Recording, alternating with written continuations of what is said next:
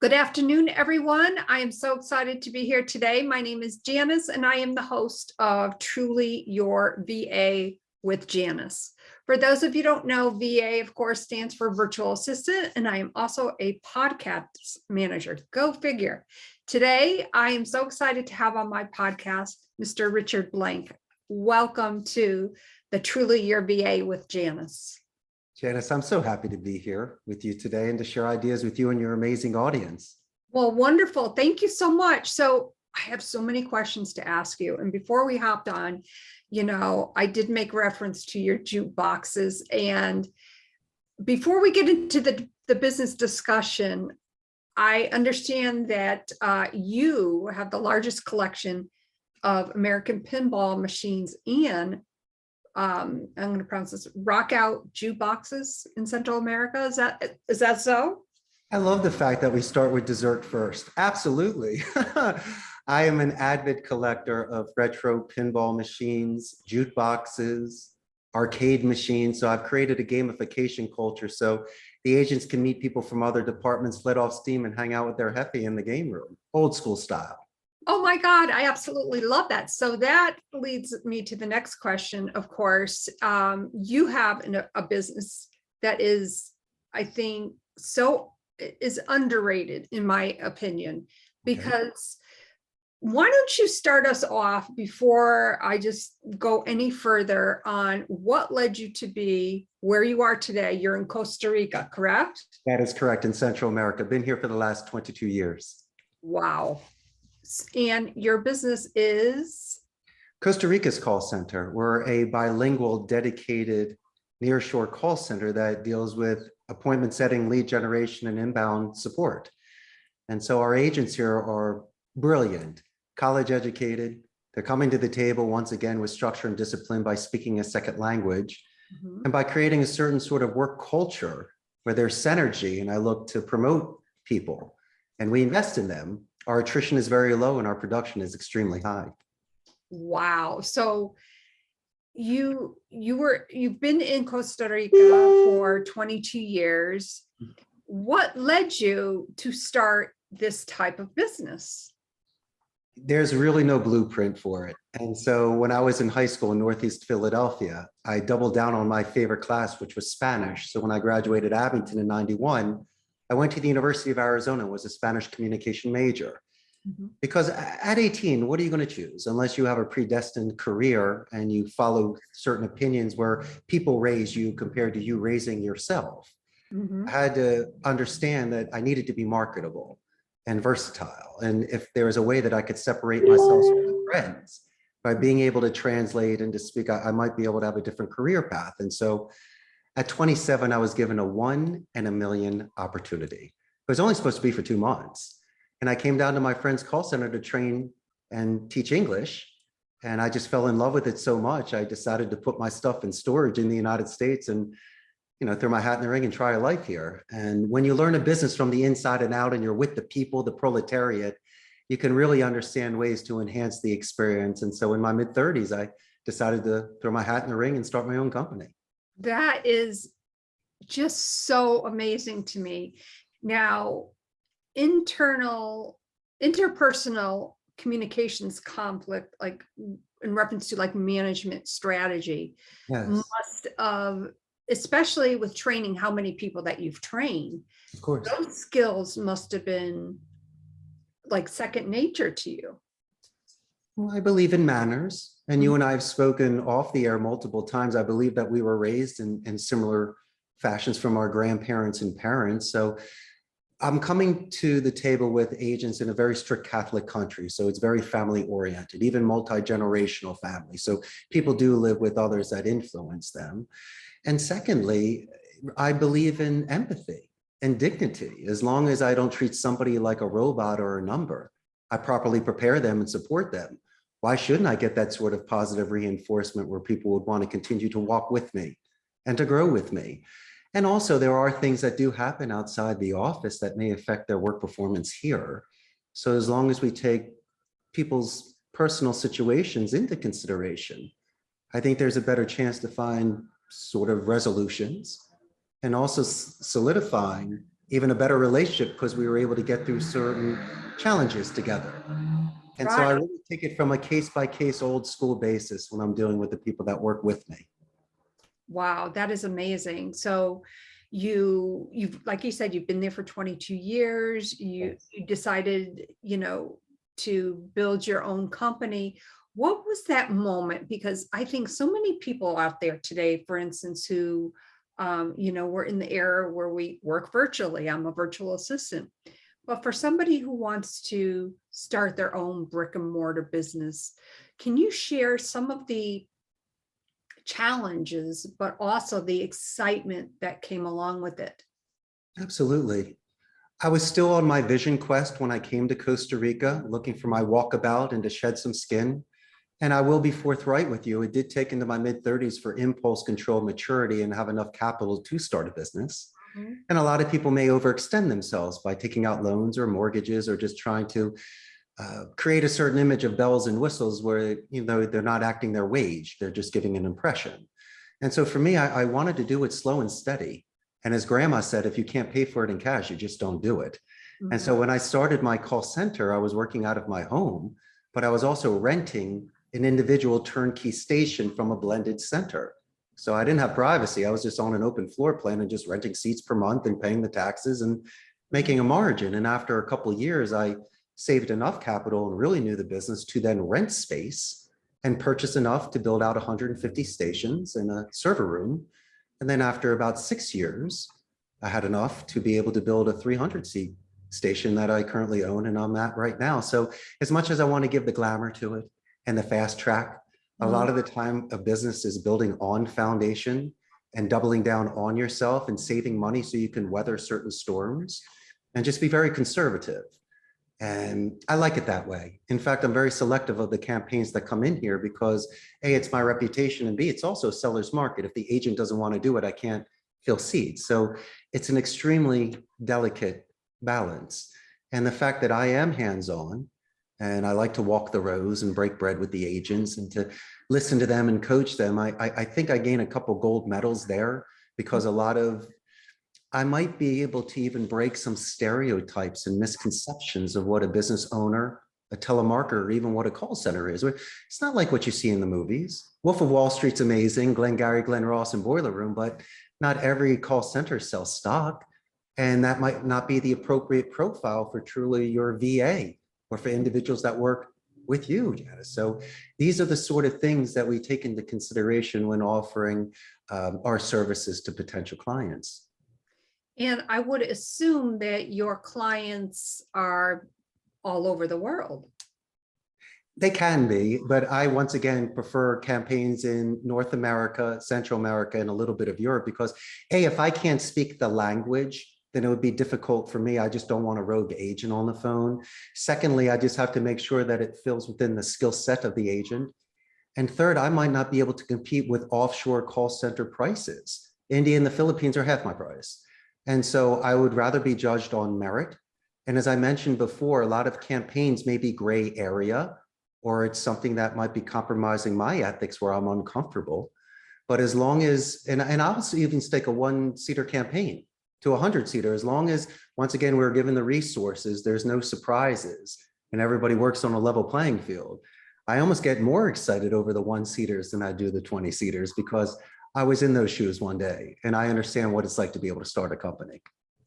And that's exciting, I would think, from the client's perspective that hires you, that you, as you mentioned, you started building that foundation and, it was a lot of hard work and, saving and all of that. So it's not like you took something over, you took it under your wing to learn the business inside out. And that's why through all of that hard work, you've been that successful. Clients love that mom and pop, custom made, Richard from Philadelphia, making it happen, long shot sort of attitude. They like that sort of grit. But then again, a lot of people that contact me are looking for our infrastructure. They might be working out of a smaller office or may not have a predictive dialer or server room or an IT support or a QA department, or even myself that's excellent with script writing, rebuttals, and role play. So it's okay if someone's doing a pilot campaign or even a plug and play. As long as the metrics are there and there's realistic expectations, I'm really open-minded for everything. But I guess really what the selling point is, because you can compare apples, you and I really have passion for what we do, and it's very sincere. And I think when people hear this, it's not selling. What we're really doing is, it's not even convincing. All we're doing is just sharing how we love what we do and the fidelity behind it. And as long as I'm able to convey my story and my structure, I'm pretty much able to convert most of the calls that come in. That is so true, because I think I may have shared with you on one of our calls, as you know, I run 3 podcasts, this being one of them, and I manage all 3 of them. And some people may think that crazy, but the bottom line is I have grown my VA business organically because of what I do. I love what I do. I have a passion for it. And that goes a long way. Like I would say I am not an expert. However, I am an expert in what I know. I think you and I are givers. I think we like to share information first prior to any sort of contract. It's not like trying a free piece of sesame chicken. You're actually giving a half a pie. And if someone wants, they can buy the second half of the pie. But I like doing things like that. It really gives the clients a chance to get to know us, to read a lot about us. And so instead of repeating the same hours worth of descriptions, they can, through their own convenience, find out certain areas of questions they'd like to ask me. So it really saves you and I a ton of time by sharing these thoughts with people prior to any sort of phone call or contact.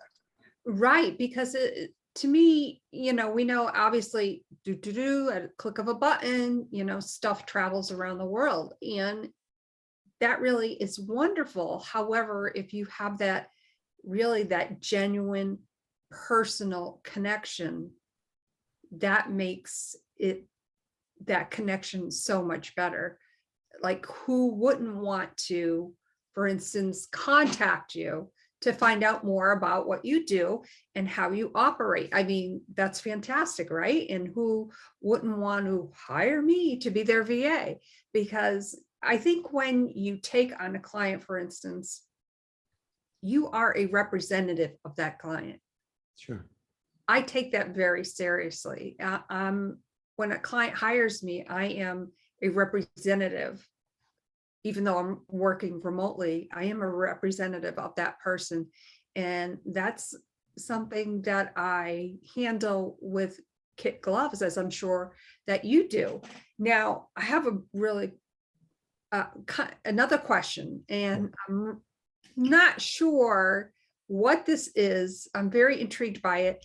And I have to tell you, about 4 or 5 times I went to go on Google just to search this term. But I'm like, I wanted to save that suspense for this question. Yes. Tell me more about the famous buffering boomerang technique. The buffer boomerang technique. I like it's really more of conflict management, because somebody may ask you a question with a very negative tone. In fact, I'll show you the image of it. Here's my famous buffer boomerang technique. So somebody may ask you a question with a negative tone. What I like to do is buffer the negative tone. I like to do a name drop, bring it around by saying that's an excellent question, repeating the question to show active listening, and then sending it back as a +2. So for an example, let's say I'm prospecting your company. I'm calling TrulyYourVA, and somebody says, "What is your name?" I would go, Janis. I'm so glad that you asked that question. Once again, my name is Richard Blank. And so you can almost reset the tone on something like that. People will be asking you questions. And so I think instead of just answering it as a toe-to-toe where you're almost in principal's office, answering a question because you're in trouble, sometimes you need to buffer the tone, smooth that out a bit, show the active listening, and send it back. And so a lot of the times people will also be doing desert pitching, where they'll just be going through a list of the services that they have. I think people need to pause every now and again for rest and for drink in a desert. You need an oasis. And there's also times for positive and negative reinforcement. And when you find a certain area that you like, you take it from a horizontal to a vertical, and then you start stacking open-ended questions. Like your virtual assistants, they need to show empathy on the phone and a lot of active listening. I believe that using names are very important. You should do that during tie down or pin down or clarification questions. And then amongst the conversation, using the pronouns of your and are to keep their attention in every 30-second to 2-minute intervals. And so buffer boomerang is really just one of many techniques just to show active listening. So you're not just reacting, you're almost in mode of acting because of listening and adjusting your conversation accordingly. So the most frustrating thing is repeating. And so as long as that you once again understand where that person is coming from, it could lower temperatures, bring back a speed, and give you a little bit more control on a call. I love that because Richard, I think there is such a difference from hearing to listening. So you take an active engagement. For instance, obviously we're on Zoom, we're streaming live through my Facebook page, and people can hear it, but are they listening? Most of the time, though. Yes, I agree. I agree. Distractions. Right. There's a lot of distractions. And I think in our, like I said, in the digital world today, you know, there's, for instance, news notifications. I've had to turn off all my news notifications as much as possible because it's distracting. Because when I'm working for a client, as I'm sure you are, because I think we have the same work ethic, I have to tune all of that stuff out because that is a distraction.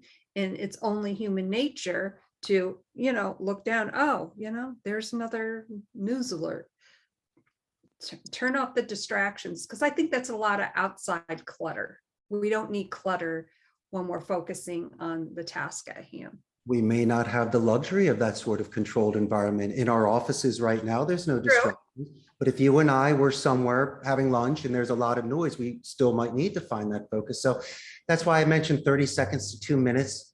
And I also believe, once again, when you are engaged with the individual by having checkpoints, either repeating what you say, confirming what you say, thumbsing up what you say, moving on what you say, because it would be foolish of me to be 3 or 4 points down or thinking of that when we haven't even confirmed the one that we are on right now.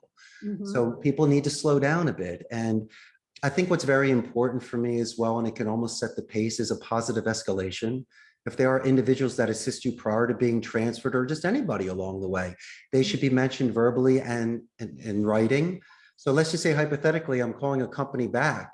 This individual answering the phone will thank me for that compliment, give me more company information, company culture, and would love to transfer the call. So it's almost like the philosophy of Wu Wei, Janis, where we're just trying to reduce any sort of resistance. Go with the current, and let the wind be in your sails. And so when you're trying to force a fit, or you're trying to shove in your point, you're stepping on someone's toes, you're interrupting, we're not dancing well.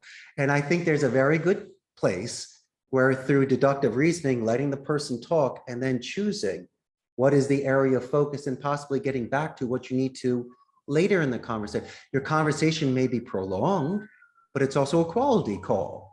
And I'm not saying we're repeating anything. What we're possibly doing, Janis, is expanding on certain topics where I couldn't get it before.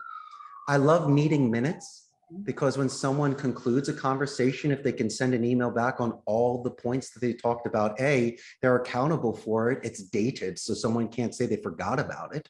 And it's an excellent point that where you pick up where you left off, you start going through the checkpoint and delegating who has a responsibility. If these are just first-time relationships, we need to create certain boundaries and parameters and protocols, because your way of working may be different from mine. And so as long as there's no surprises prior and we can adjust that accordingly, it should flow exceptionally well. Right. So the next question that I want to ask you, obviously, you know a lot about your business, of course, but what sort of systems, for instance, like I love Trello. Trello is my go-to organization thing. What devices or what type of applications do you use within your own business, and why do you love them? Like, why do you use them? Because you like them, or because of their productivity? Or Well, most of the time we're logging into the client CRM of their phone system, but let me go back to something that's original pen and paper. My reliable system is if the lights go out and the internet goes down, my supervisors. I need to make sure that I have the right individuals that are with me, support me. They're not yes men. I don't need a Smithers to say yes to everything I say. I want someone that could be a devil's advocate or make suggestions. And so besides plugging and playing into my client's systems, what I have once again are individuals that rose the ranks, know my culture, earn their stripes, and are some of the best supervisors and directors in this country. And so these are the ones that are molding the newer agents and supporting the other agents to continue to perform.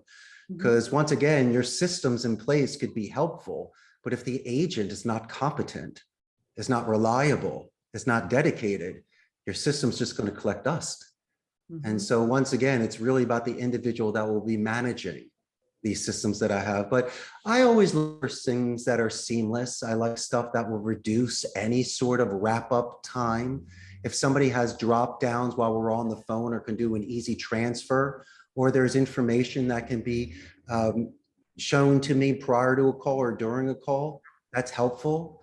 A lot of my clients are creating lists. So we are sent to do some due diligence and research, which can slow us down, but then again, could also give us advantages if we find certain things on a LinkedIn or a company website. So really, I kind of take it on a vertical basis. But to me, if somebody is doing something manual dialing compared to a predictive dialer, you can't expect me to do 4 times the amount of work. I can have almost 100% contact ratio on a predictive dialer, 1,000 leads. So these are the sort of things, Janis, I have to explain from an educated point of view, the advantages and possibly disadvantages of the suggestions that they are making. And it's nothing personal, but you can't expect me to do a certain amount of work when there's a certain amount of talk time and a wrap-up time and you're using things manually. And so once again, we have a lot of resources to offer, but most of the time the clients are very at the ready. Wow, that is amazing. I have so enjoyed this conversation. How can people, my viewers and listeners and yours as well, how can they get a hold of you? They can buy a plane ticket and come visit me during the summer so they can have a good time in Costa Rica. They can also give me a call at 888-271-6750. Shoot me an email at ceocostaricascallcenter.com. But here's the best part. I got a huge Facebook fan page. And I got about 98,000 local Costa Rican ticos that cannot wait to meet you. And you're going to get a ton of new fans. And if your audience is interested in seeing the pulse of what the Central America BPO industry is like, you'll see Costa Rica. We're north of Panama, south of Nicaragua, the only democratic society in Central America. There's no standing army. So we have a 95% literacy rate, the most neutral accent in Latin America, and the best infrastructure. And plus our ecotourism is the greatest, from volcanoes to hot springs and zip lining, monkeys, iguanas, you name it. It could be a wonderful work and fun trip you could take. Well, and thank you for that information. I love hearing about different cultures and, what the area has to offer. That sounds absolutely beautiful. I do have a question about that is that a candy machine in back of you? Oh, yes. This is a 1961 Rockola Regis, and this is my private stash that's in my office. The candy's on the floor, but no, this is the good one. Is there any chocolate in that machine? Absolutely, there is. All you can eat. Oh, boy. And that's why I don't have that in my office. But in any event, I want to thank you so much, Richard, for taking the time to be here today. And this has been an amazing conversation. I hope that you will definitely consider coming back on the podcast. And thank you so much. I did have the most amazing time as well. Thank you so much, Janis. You're so welcome. Folks, online businesses can be difficult, but why not make it easy? Why not make it easy for yourself? And if you have any questions, don't, like Richard said, please feel free to reach out to him. And of course, if you need a VA, Truly Your VA. My name is Janis, the host of Truly Your VA with Janis, and it's been my pleasure to be here today. Thank you so much, everyone. Come back soon. Bye, everyone.